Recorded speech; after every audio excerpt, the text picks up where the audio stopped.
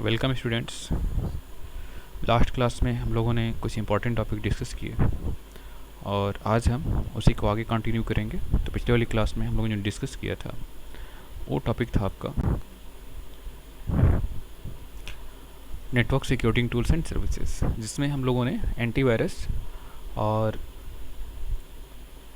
Firewall का use किया। तो एंटीवायरस का मतलब होता है कि ऐसे सॉफ्टवेयर जो हमारे सिस्टम को वायरस से प्रोटेक्ट करें, ओके, जिसमें नॉर्थन एंटीवायरस है और मैककैफे है, टोटल सिक्योरिटी, बहुत सारे एंटीवायरसेस हैं।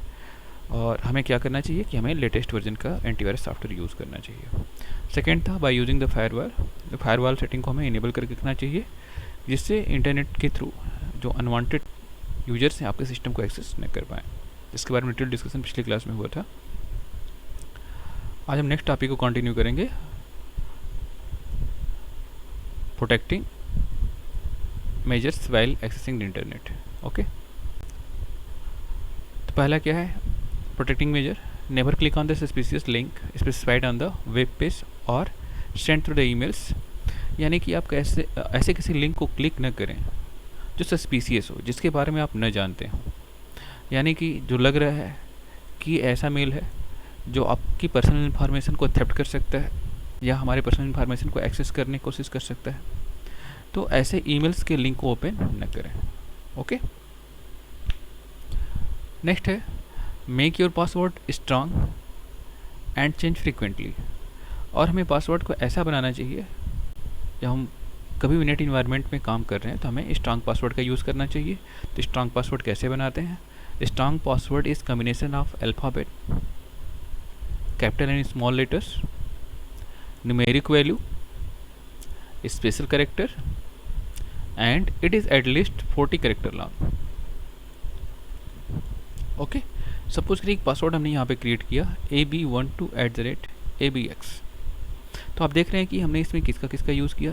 ab capital letters, small letters, numeric value का यूज़ कर रहे हैं, स्पेशल कैरेक्टर का यूज़ कर रहे हैं, और यहाँ पे abx वट एवर जो कुछ भी डाल सकते हैं। तो हम पासवर्ड ऐसा बनाएं कि जिसमें एक डिफरेंट काइंड के कम्बिनेशंस हों कि कोई भी आपके सिस्टम से आपके पासवर्ड का यूज़ करके आपके सिस्टम को एक्सेस न कर पाए। यानी कि हमारा पासवर्ड जब स्ट्रांग होगा तो कोई इसको इजीली गेस नहीं कर पाएगा। और दूसरा चीज़ कि पासवर्ड हमें फ्रीक्वेंटली चेंज करना चाहिए। यानी कि ऐसा नहीं कि एक पासवर्ड रख दिया आपने और वो एक पता चला कि 10 महीने, 15 महीने या फिर 5 साल से लगातार उसी को यूज़ कर रहे हैं, तो पॉसिबिलिटी है कि आपका पासवर्ड क्या हो सकता है, हैक अगर किसी के द्वारा कर लिया जाए तो प्रॉब्लम क्रिएट कर सकता है आपके लिए। हमें क्या करना चाहिए? पासवर्ड को फ्रीक्वेंटली चेंज करते रहना चाहिए। ओके, और पासवर्ड आपका कम से कम कितने कैरेक्टर का होना चाहिए? Your password should be minimum 40 character long. Next हम बात करते हैं never disclose your personal information और अकाउंट डिटेल और password, credit card, debit card details and valuable information. Okay, हमें अपनी पर्सनल इन्फॉर्मेशन को और किसी साइट के साथ या किसी ऐसे पर्सन के साथ डिस्क्लोज नहीं करना चाहिए जिसके बारे में हम नहीं जानते हो। मोस्ट केस में जो रिपोर्टिंग होती है फिशिंग के थ्रू होती है। यानी कि आपको एक अनवांटेड ईमेल सेंड किया जाता है जिसमें कहा जाता है कि for secure logging follow the given links. आप उसको जैसे फॉलो करते हैं तो आपकी पर्सनल इन्फॉर्मेशन वहाँ से थेफ्ट हो जाती है या उस हैकर के पास चली जाती है। तो आप ऐसे किसी अनवांटेड लिंक को ओपन न करें, अनवांटेड साइट्स पे आप जाएं तो आप अपनी पर्सनल इन्फॉर्मेशन को प्रोवाइड न करें, क्योंकि उसका मिसयूज हो सकता है। मोस्टली आपका credit card, debit card details और आपकी पर्सनल इन्फॉर्मेशन जो काफ़ी इंपॉर्टेंट है उसको किसी के साथ शेयर नहीं करना चाहिए या किसी साइट के साथ शेयर नहीं करना चाहिए जिसके बारे में आप श्योर ना हो। नेक्स्ट है security of communication is made the internet can be indicated by the secure protocol SSL, Security Hypertext Transfer Protocol is secure version for the communication between client and host। यानी कि जब भी आप net use करें तो आप देखते होंगे कि यहाँ पे जब टाइप करते हैं हम लोग तो यहाँ पे लिख के आता है HTTP, ठीक है, हाइपर टेक्स्ट ट्रांसफर प्रोटोकॉल। अगर यहाँ पे यस लगा हुआ है टू सिक्योर, यहाँ पे क्या है, सिक्योर्ड हाइपरटेक्स्ट ट्रांसफर प्रोटोकॉल। इसका मतलब ये हुआ कि ये इन्फॉर्मेशन जो है, एक क्लाइंट और सर्वर के बीच में कम्युनिकेशन होता है इंटरनेट पे, तो हम लोग जानते हैं। तो जो कम्युनिकेशन हो रहा है वो क्या है, सिक्योर है। सिक्योर का मतलब कि इसको कोई थर्ड पर्सन एक्सेस नहीं कर सकता, कि अगर यहाँ से इन्फॉर्मेशन कन्वे की जा रही है तो सिक्योरली कन्वे की जाएगी। सिक्योरली कैसे कन्वे की जाएगी, कि जो भी इन्फॉर्मेशन आप सेंड कर रहे हो वो इन्फॉर्मेशन क्या होगा, एक दूसरे फॉर्मेट में चेंज हो जाएगा, इसके बाद नेट पर सेंड किया जाएगा। फिर वहाँ पे हैशिंग कोड्स होते हैं या सॉफ्टवेयर्स होते हैं जिससे इन्फॉर्मेशन को डिकोड किया जाता है। इसके बाद सर्वर होस्ट मशीन में इसको प्रोसेस किया जाता है। तो बीच का यूजर उस इन्फॉर्मेशन को गेट नहीं कर पाएगा। ओके, तो हमें याद रखना चाहिए कि जब भी हम आप इम्पॉर्टेंट कन्वर्सेशन करें या फिर कोई पर्सनल इन्फॉर्मेशन एक्सचेंज करें तो वहाँ पे हमें HTTPS का ध्यान जरूर देना चाहिए। अगर HTTPS साइट नहीं है तो वहाँ पे अपनी इन्फॉर्मेशन को प्रोवाइड नहीं करना चाहिए।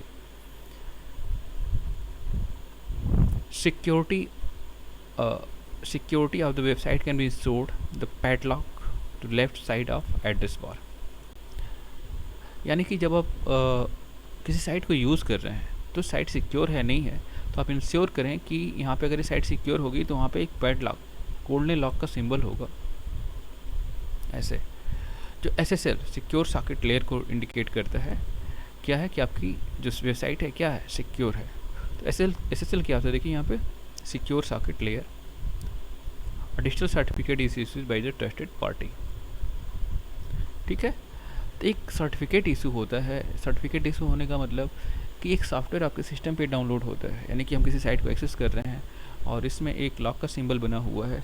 इसका मतलब कि हम जो कम्युनिकेशन हो रहा है हमारे और उस पर्टिकुलर मशीन के बीच में या क्लाइंट और सर्वर के बीच में जो कम्युनिकेशन हो रहा है वो क्या है, सिक्योर है। तो सिक्योर कैसे होता है, यहाँ पे एक सर्टिफिकेट डाउनलोड होता है, एक सॉफ्टवेयर डाउनलोड होता है। उसका काम क्या होता है कि आप जो भी इन्फॉर्मेशन सेंड करते हो उस इन्फॉर्मेशन को किस में कन्वर्ट कर देता है, उस इन्फॉर्मेशन को एक स्पेशल फॉर्मेट में कन्वर्ट कर देता है, इसके बाद उसको नेट पे सेंड करता है। तो कैसे इंश्योर कर सकते हैं कि आप जो कर रहे हैं वो सही है, यानी कि आप सही साइट का यूज़ कर रहे हैं, तो वहाँ पे SSL का आप ज़रूर यूज़ देखें। यहाँ पे जो लॉक बना हुआ है अगर वहाँ पे है तो आप कर सकते हैं क्या है, हमारी साइट सिक्योर है। और ये लॉक कब बनता है, जो आपके सिस्टम पे SSL डाउनलोड होता है।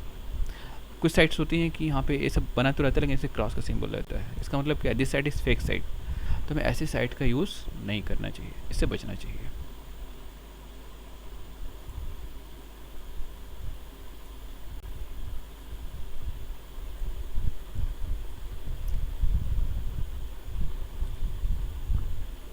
और हमें इंश्योर करना चाहिए।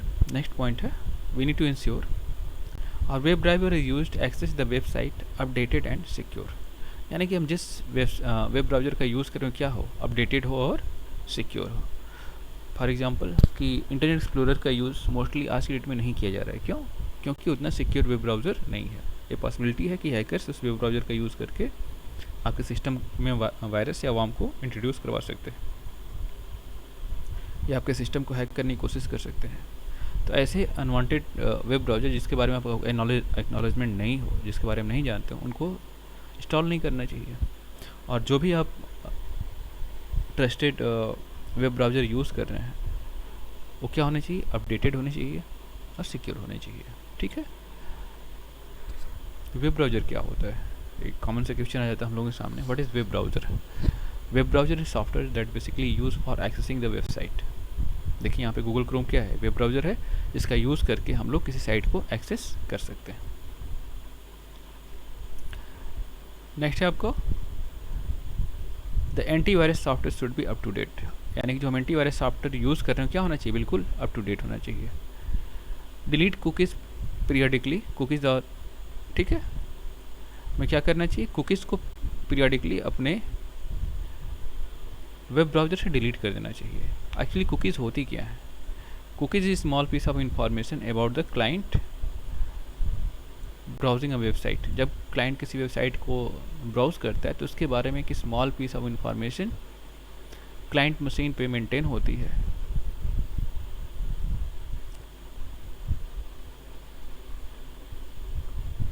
On receiving a request from the client, the server record the client information such a domain name, registration ID, ये सारी चीज़ें। तो जब भी इस क्लाइंट और सर्वर के बीच में कम्युनिकेशन होता है तो वहाँ पे कुकीज़ का काफ़ी इंपॉर्टेंट रोल होता है। तो सर्वर मशीन्स जो होती हैं कुकीज़ को रीड करने की कोशिश करती हैं, तो ऐसी जो हैकिंग वेबसाइट्स होती हैं वो भी कुकीज़ रीडिंग के लिए स्क्रिप्ट होती है। तो हमें क्या करना चाहिए, फ्रीक्वेंटली हमारे अपने कुकीज़ को क्लियर कर देना चाहिए या क्लियर करते रहना चाहिए। Delete cookies frequently.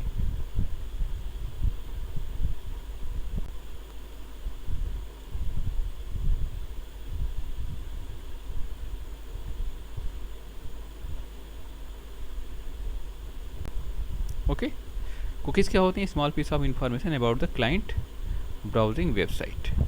ओके, जो क्लाइंट किसी वेबसाइट को ब्राउज करता है उसके बारे में स्मॉल पीस ऑफ इंफॉर्मेशन होती है। इसका बहुत कॉमन एग्जांपल आप लोग देख सकते हैं कि जब हम किसी वेबसाइट को सपोज करें कि हम फ्लिपकार्ट यूज़ कर रहे हैं, फ्लिपकार्ट का यूज़ करके हमने किसी प्रोडक्ट को सर्च किया, लेकिन जब हम लोग फेसबुक ओपन करते हैं और वहाँ पे हम उसको यूज़ कर रहे हैं तो आप देखते हैं कि हमें कुछ ऐड आते हैं और ऐड उसी से रिलेटेड है जो हम लोगों ने फ्लिपकार्ट पे देखा था। तो फेसबुक को कैसे पता चला कि आप किस टाइप के प्रोडक्ट को सर्च कर रहे हो, क्योंकि वो आपके कुकीज़ को रीड करते हैं और रीड करने के बाद वो इन्फॉर्मेशन गेट कर पाते हैं कि यूज़र का इंटरेस्ट किस पर्टिकुलर प्रोडक्ट में है, तो उसके रिलेटेड एडवर्टीजमेंट आपको शो होने स्टार्ट हो जाते हैं। तो आप देख रहे हैं कि कैसे एक दूसरी वेबसाइट, आपने किसी दूसरी वेबसाइट को सर्च किया, उसके रिगार्डिंग आपको एडवर्टीजमेंट सेंड कर रही है। तो इसीलिए हमें क्या करना चाहिए, कुकीज़ को क्लियर कर देना चाहिए। जो small piece of information about the that is a small piece of information about the particular website should be deleted।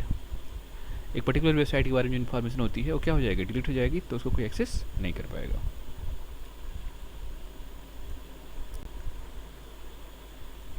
Okay, next है आपका साइबर सिक्योरिटी। तो साइबर सिक्योरिटी कैसे हम लोग मेंटेन करेंगे, तो साइबर सिक्योरिटी देखिए यहाँ पे साइबर सिक्योरिटी में सबसे पहले हम लोग स्टडी करेंगे साइबर क्राइम। तो what are cyber crime? Cyber crime और crime related to misuse of computer और internet such as theft, fraud, forgery. Okay, cyber crime क्या होता है? और crime related to misuse of computers, internet such as theft, fraud and forgery. यानी computer का use करके किसी के साथ फ्रॉड करना, फोर्जरी करना, मिसयूज़ करना, ये सारी चीज़ें किस में आती हैं, साइबर क्राइम की कैटेगरी में आती हैं। अगर आप इस टाइप का कोई काम कर रहे हो, किसी की इन्फॉर्मेशन को एक्सेस करने की कोशिश कर रहे हो, किसी सिस्टम को क्रैश कर रहे हो, किसी को नेट का यूज़ करके अब्यूज़ कर रहे हो, तो ये सारी चीज़ें किस में आएंगी, वो क्राइम की कैटेगरी में आएंगे।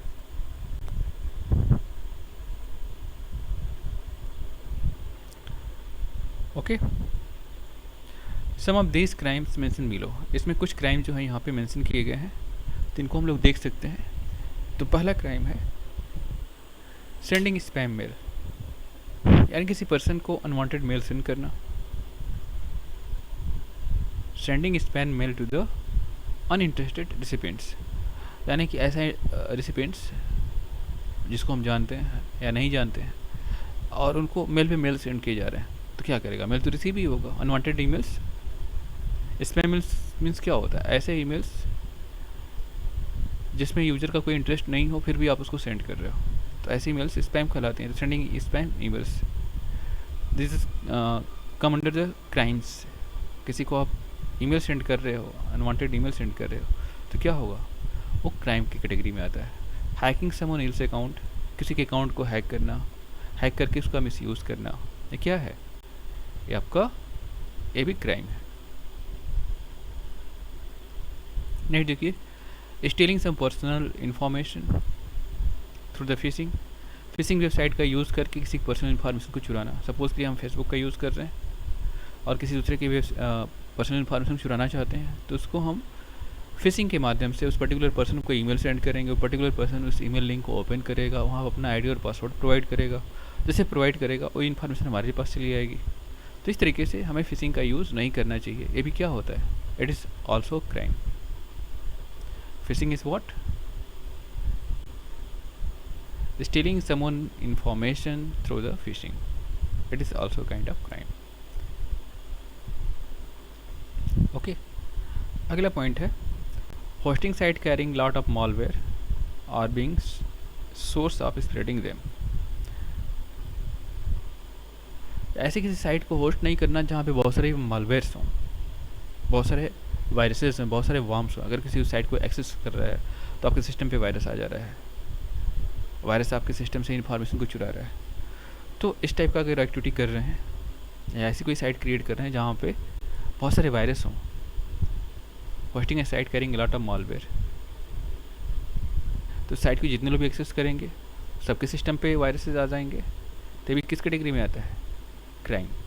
अगला है harassing someone through the emails, message और सोशल नेटवर्किंग। किसी को हरास करना, किसी को अब्यूज़ करना, और अब्यूज़ हम अलग अलग तरीके से कर सकते हैं, जैसे किसी को अनवांटेड वीडियो सेंड करना, किसी को अनवांटेड इमेज सेंड करना, टेक्स्ट सेंड करना या ईमेल सेंड करना। सोशल नेटवर्किंग साइट पे जो बुलिंग होता है, हराशिंग, ये भी किसी कैटेगरी में आता है। It is also in category of crime.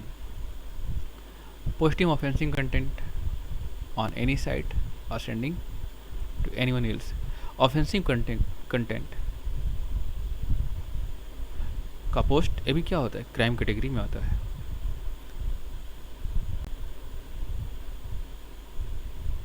डिफाइमिंग someone using the internet, किसी को डिफाइम करना इंटरनेट का यूज़ करके।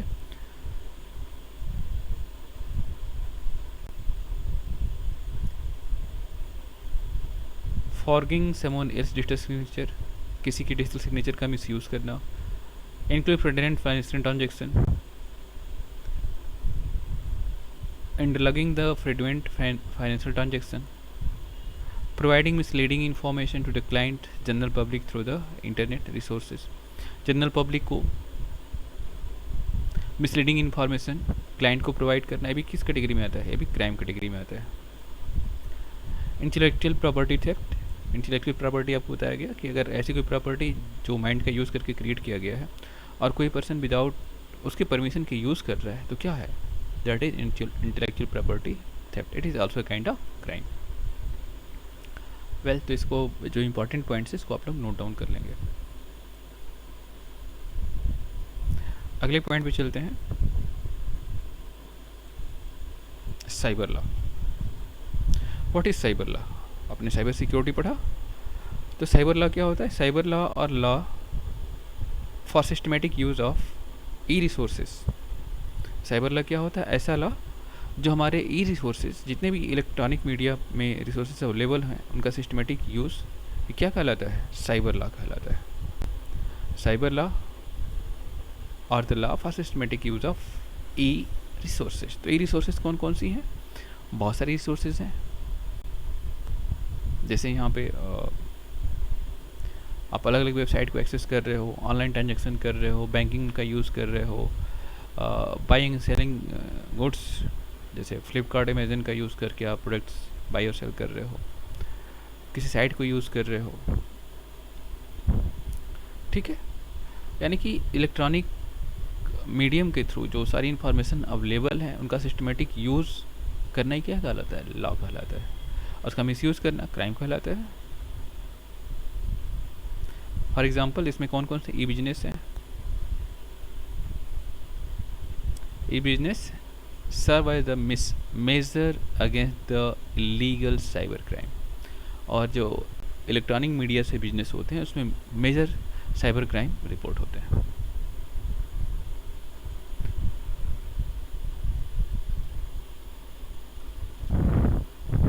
देखिए, for cyber crime security amendment act IT act 2000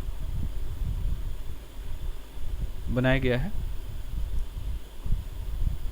और दूसरा act IT act 2008 amendment act 2008 was introduce. यहाँ पे दो एक्ट है, IT act 2000 and amendment act 2008, जिसमें डिफरेंट काइंड ऑफ लॉज हैं जो साइबर सिक्योरिटी को इम्प्लीमेंट करने के लिए, अगर इस टाइप को आप डिसोबे कर रहे हैं तो उसके लिए क्या प्रोविज़न है, क्या सज़ा का प्रावधान है, सारी चीज़ें वहाँ पे होती हैं। Safe practices on the social networking. अगला है, when you are working with a social networking site, must be follow the same practice. Social networking refer to networks of people interacting and sharing information such as their views, photograph, videos and other information. Okay, social networking site का use करके हम लोग actually करते क्या हैं, अपने interest, कुछ important video, कुछ ऑडियो, ये सारी चीज़ें शेयर करते हैं.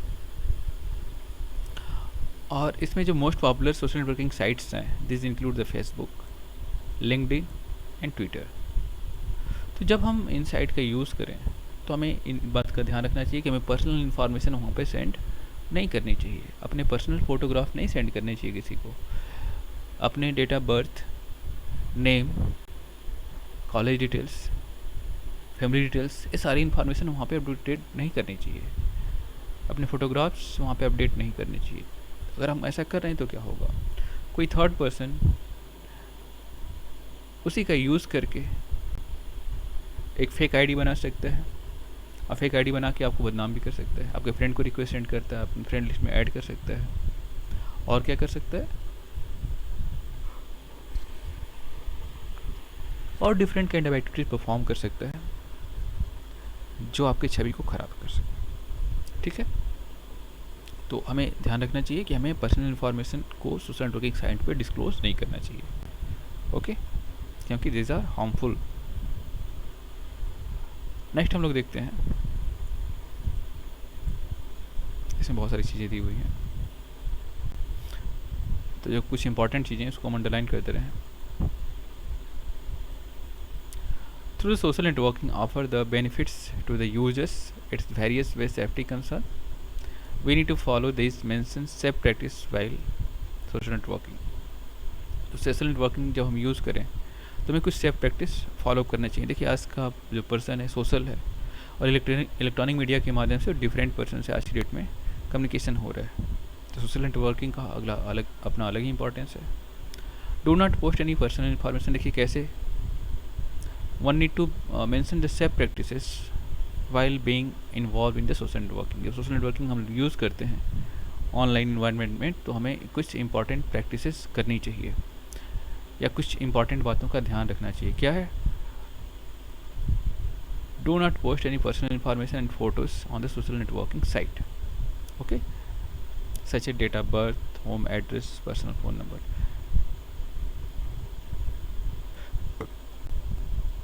इन सब चीज़ों को वहाँ पे पोस्ट नहीं करना चाहिए.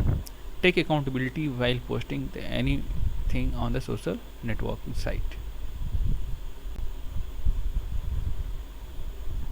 जो भी आप पोस्ट करें सोच समझ के पोस्ट करिए. ऐसा नहीं कि कुछ भी अनवांटेड चीज़ें आप वहाँ पे पोस्ट कर दें. पहले दिमाग में सोचिए कि प्रॉपरली सही है, कितने लोगों को इफेक्ट करेगा, क्या होगा इसका इफेक्ट. तो इन सब चीज़ों को सोच समझ के आपको वहाँ पे पोस्ट करना चाहिए. It always to set your privacy setting rather than going to default setting. और हमें क्या करना चाहिए, जो सोशल नेटवर्किंग साइट्स हैं वहाँ डिफ़ॉल्ट सेटिंग को हटा के हमें अपनी पर्सनल सेटिंग करनी चाहिए, प्राइवेसी सेटिंग करनी चाहिए कि जिससे हमारा अकाउंट सिक्योर रह सके. Be selective while making the friends on the social networking site. क्या होना चाहिए, जब फ्रेंड सिलेक्शन कर रहे हैं तो उसमें काफ़ी सिलेक्टिव होना चाहिए. बी सिलेक्टिव, देखिए यहाँ पे बहुत इंपॉर्टेंट वर्ड है, be selective while making friend on social networking site. हो सकता है आपका कोई बुरा चाहने वाला पर्सन भी आपको रिक्वेस्ट सेंड करके आपको फ्रेंड लिस्ट में ऐड हो सकता है और आपकी प्रोफाइल या आपकी छवि को वहाँ से बिगाड़ सकता है. तो ऐसे पर्सन को भी हमें अपने फ्रेंड लिस्ट में नहीं रखना चाहिए, या ऐसे पर्सन क्या होना चाहिए, अवेयर रहना चाहिए. Do not post any offensive content on social networking site, it may be lead to criminal action against you. यानी कि सोशल नेटवर्किंग साइट पे ऐसे कोई एक्टिविटी नहीं करनी चाहिए, ऐसा कोई कंटेंट पोस्ट नहीं करना चाहिए. अगर ऐसा कुछ कर रहे हैं तो आपके ऊपर क्रिमिनल ऑफेंसेस हो सकते हैं और आपके ऊपर लीगल एक्शन लिया जा सकता है.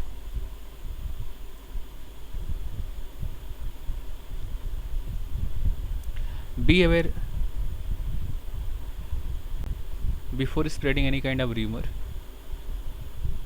यानी कि नेट पे जिसके बारे में हमें कंप्लीट नॉलेज नहीं है उसके बारे में कोई पोस्ट नहीं करना चाहिए. क्यों नहीं करना चाहिए, क्योंकि रूमर अगर आप क्रिएट करेंगे तो it is also kind of crime.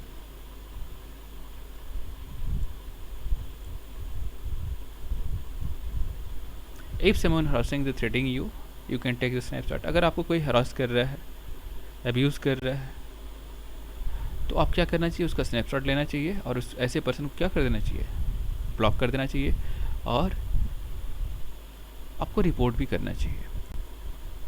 Also take protective measure while accessing internet such as protecting system, antivirus and firewall. और जब भी हम नेट यूज़ कर रहे हैं या कंप्यूटर सिस्टम को यूज़ कर रहे हैं तो हमें अपने सिस्टम में प्रोटेक्टिव मेजर्स को फॉलो अप करना चाहिए कि आपका सिस्टम इजीली एक्सेस ना हो पाए।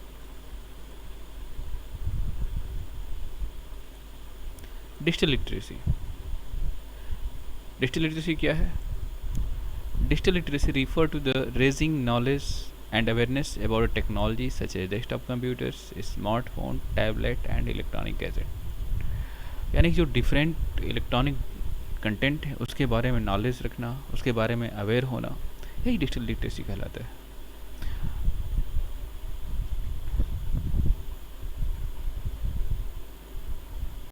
इसको अंडरलाइन कर दे रहे हैं, आप लोग नोट्स भी तैयार कर लीजिएगा।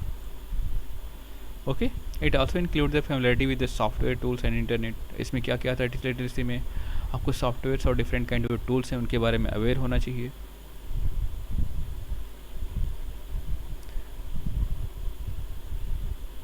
This knowledge facilitate people to require, analyze, share, create, deliver information different constructive way.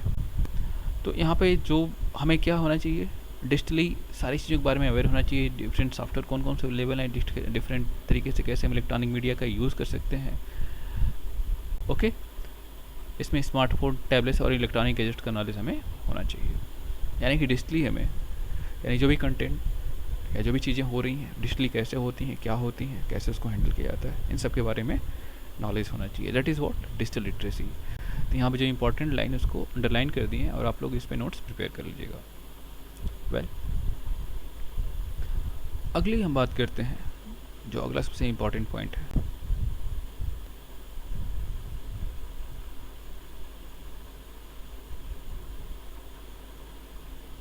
Point to remember.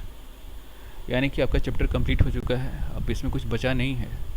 फिर भी अगर आपको कोई डाउट हो, किसी पर्टिकुलर टॉपिक पे डाउट हो, तो आप कमेंट के माध्यम से ज़रूर सजेशन दीजिएगा। You are welcome. Okay, point to remembers, point to remember का स्नैपशॉट आप लोगों को भेज देंगे। ये सारे पॉइंट्स को आप लोग एक बार ज़रूर रिवाइज़ कर लीजिएगा, क्योंकि मोस्टली क्वेश्चन यहीं से बन सकते हैं, क्योंकि सारी इन्फॉर्मेशन शॉर्ट फॉर्म में यहाँ पे दी हुई है।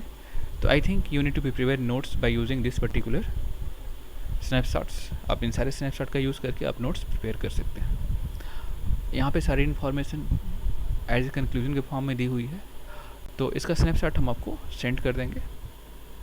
आप इसको एक बार रिवाइज़ कर लीजिएगा और आई होप श्योर आप सभी लोगों से रिक्वेस्ट है इसको रिवाइज़ कर लीजिएगा कि आपकी एक स्मार्ट आइडियोलॉजी बन पाएगी एक पूरे कंप्लीट चैप्टर के बारे में। जैसे यहाँ पे पहला लाइन देखें आप, communication. A communication system comprise of 4 components, sender, receiver, message and channel. ठीक है, देखिए पॉइंट को आप लोग यहाँ रिवाइज़ कर लीजिएगा। A collection of inter notes, the collection of interconnected notes which communicate means by some channels form the computer network. जो चैनल थ्रू कनेक्ट होते हैं, कम्युनिकेट करते हैं, क्या फॉर्म करते हैं, कंप्यूटर नेटवर्क फॉर्म करते हैं।